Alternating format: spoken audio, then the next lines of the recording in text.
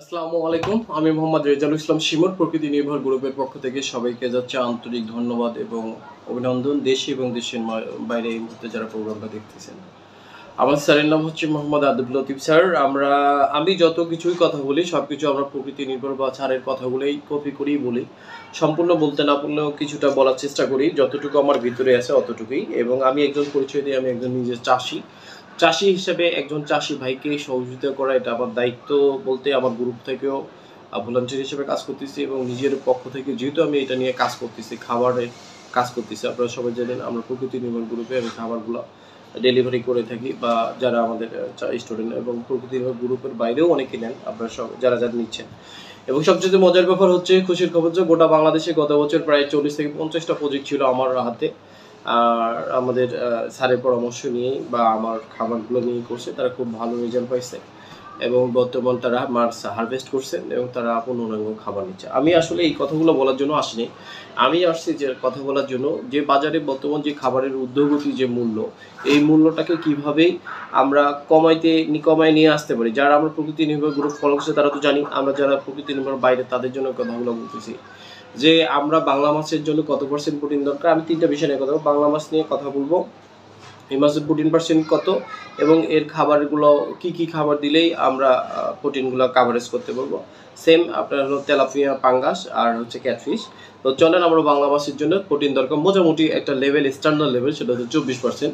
তো 24% স্ট্যান্ডার্ড লেভেলে এই প্রোটিনটা কীভাবে মেনটেন করব, সেটা হলো যে আমরা যদি প্রোটিনটার মধ্যে আপনার 60% ডিওরবি দেই, আর 20% যদি আমরা রেপসিড ব্যবহার করি, আর 20% যদি আমরা ফিশ মিল ব্যবহার করি, অবশ্যই গুণগত মান প্রত্যেকটা প্রোডাক্ট, তাহলে মোট হলো আপনার 100%। তাহলে 24% প্রোটিন, এই 3টা সমন্বয় হয় এবং 2% লবণ দেওয়া যারা আমরা যখন মিক্সড করবো তখন এই তাহলে আমরা 24%, এই 24% প্রোটিন বানাইতে আপনার কত টাকা লাগতে পারে আনুমানিক। এখন বর্তমান বাজার অনুযায়ী আপনার হলো 34 থেকে 36 টাকা পড়তে পারে সর্বোচ্চ এটা রেট।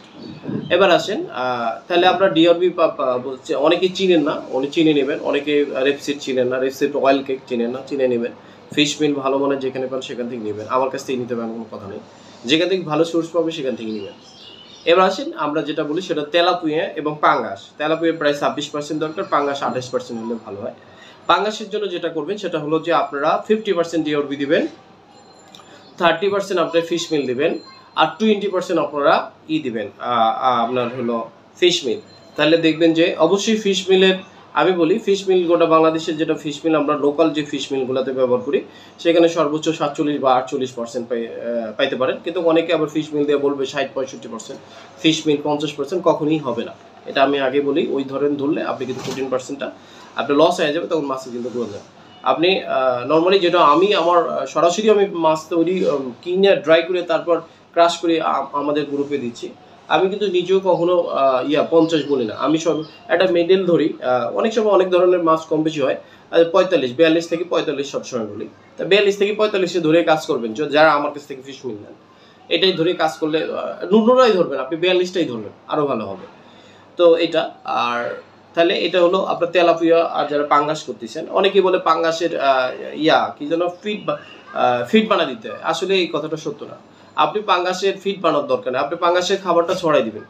আমরা প্রত্যেকটা খাবারে ছড়াই দিই, আপনারা ছড়াই দিবেন। মাছ তার খুঁজে নেবেন, মাছ খাবার কোথায় ভাসি গেল না এগুলো এটা দেখার বিষয় না। আপনার খিদে লাগবে, ফ্রিজে খাবেন না, হোটেলে খাবেন না, বাড়িতে খাবেন না, কার বাসায় খাবেন না, বা দাওয়াত খাবেন, এটা যেমন আপনি বুঝেন না, আপনার বুঝিয়ে দিতে হয় না। মাছের খাবার পাইলে মাছ কোথায় খাবে সেটা মাছের একান্ত ব্যক্তিগত ব্যাপার, আল্লাহ তাআলা ওনাদের ওইভাবে তৈরি করছে। অনেকে বলে মাছের পানির সাথে মিক্সড হয়, নষ্ট হয়। আরে ভাই, পানির সাথে মিক্সড হলে ওরা পানি আল্লাহ তাআলা ওনাদের ফুলকা দিচ্ছে, সেই ফুলকা দিয়া ওনারা ছাকনা করে খাইতে পারে। আপনি নদী বিলে খালে কখনই যা খাবার দিয়ে আসি না, আমি দিয়ে আসি না, তাহলে ওখানে মাছ খাই কি? ওখানে মাছ খুঁজে খায়। সেম আপনারাও এখানে মাছ খুঁজে খাবেন, অন্যভাবে নেবেন না। জাস্ট বোঝার জন্য কথাগুলো বলতেছি। আরেকটা হলো যে যারা করতেছেন ক্যাটফিশ, যেমন শিং হইতে পারে, আপনার পাবদা হইতে পারে, ট্যাংরা হইতে পারে, গুলশা হইতে পারে, মাগুর হইতে পারে, এই ধরনের কই হতে পারে। তো এই যেমন আমি নিজেও করি, ট্যাংরা করি, গুলশা করি, মাগুর করি, শিং করি। আমি নিজেও একক চাষগুলোই করি। বাংলা তো আসেই, বাংলার রেজাল্ট তো খুবই ভালো।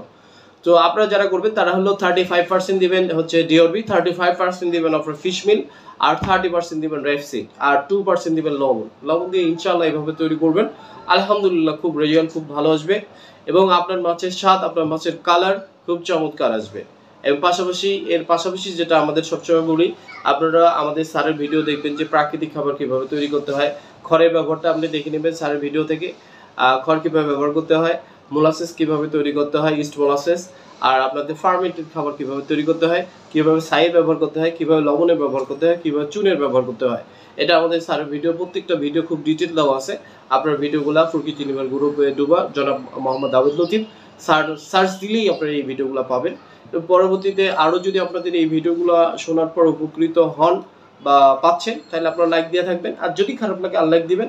আর যদি কোনো খাবার কোথাও না পান, আমার সাথে যোগাযোগ করলে ইনশাল্লাহ আমি খাবার দিব, এবং অবশ্যই সেটা হলো ট্রান্সপোর্টের মাধ্যমে, কুরিয়ার সার্ভিসের মাধ্যমে আমি গোটা বাংলাদেশে খাবার দিয়ে থাকি।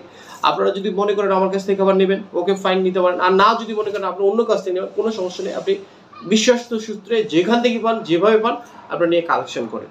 ইনশাল্লাহ আমরা মাছের বিষমুক্ত মাছ, অল্প খরচে বেশি উৎপাদন এবং বিষমুক্ত মাছ পুনরায় স্বাদ যদি ফিরে নিয়ে আসবো, এটাই নিয়ে কাজ করতেছি আমাদের প্রকৃতি নির্ভর গ্রুপে। তা আপনারা ভালো থাকবেন ইনশাল্লাহ। আমাদের সেই সাফল্যতা আমরা দ্বার প্রান্তে আসছি। আমরা ভয় পাওয়ার কোনো কারণ নেই। বাজারে এত খাবারের দাম বাড়ছে, প্লেটের খাবারের কোনো দরকার নেই। কোনোভাবে যাদের সামর্থ্য আছে তারা কিনুক। আমরা যারা গরিব চাষি, আমাদের ভয় পাওয়ার কোনো কারণ নেই। আপনারা নিশ্চিন্তায় নির্দ্বিধায় ব্যবহার করতে থাকেন, ইনশাল্লাহ রেজাল্ট পাবেন। ধন্যবাদ, রাখি। আসসালামু আলাইকুম।